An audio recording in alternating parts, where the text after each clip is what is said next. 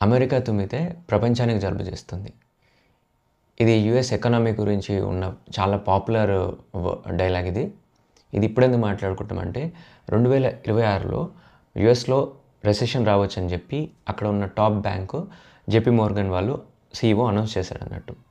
ఇప్పుడు దీని గురించి ఎందుకు మాట్లాడాల్సి వస్తుంది అంటే మార్కెట్‌లో అంటే యూఎస్ స్టాక్ మార్కెట్‌లో ఒక బబుల్ ఉంది అని మనం అందరూ అనుకుంటున్నారు. సో ఇది 2026లో రెసెషన్ రావడానికి దారి తీయొచ్చు. అంటే ఇదే ట్రిగ్గర్ అవ్వచ్చు. అదే మరి దీనివల్ల మన ఇండియన్ ఎకానమీ మీద ఏమవుతుంది అనంటే అమెరికాలో గనక రెసెషన్ వస్తే దాని ఎఫెక్ట్ గ్లోబల్‌గా ఉంటదన్నట్టు. దాని మీద డైరెక్ట్‌గా, ఇండైరెక్ట్‌గా అందరం ఆధారపడ్డాం అన్నట్టు. సో ఇక్కడ గూడా గ్రోత్ తగ్గొచ్చు. ఇక్కడ గూడా చాలా జాబ్స్ పోవచ్చు. ఈ జాబ్స్ పోతే ఈ టైంలో అంటే చాలామంది సేవ్ చేసుకోవట్లేదు. సో మీరు 2026లో ఇబ్బంది పడకుండా ఉండాలి అంటే ఒక 12 మంత్స్‌కి మీ ఎమర్జెన్సీ ఫండ్‌ని పక్కన పెట్టండి. ఒక 12 మంత్స్‌కి ఎంతైతే ఖర్చులు ఉంటాయో అంత ఒక సేఫ్‌గా ఒక అకౌంట్‌లో పెట్టండి.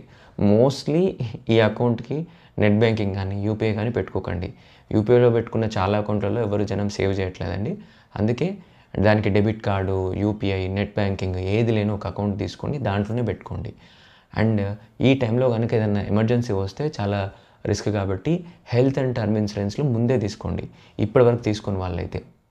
సో ఎస్పెషల్లీ ఈ ఎఫెక్టు సాఫ్ట్‌వేర్ మీద బాగుంటది. ఎందుకంటే సాఫ్ట్‌వేర్ ఫీల్డ్ కాబట్టి.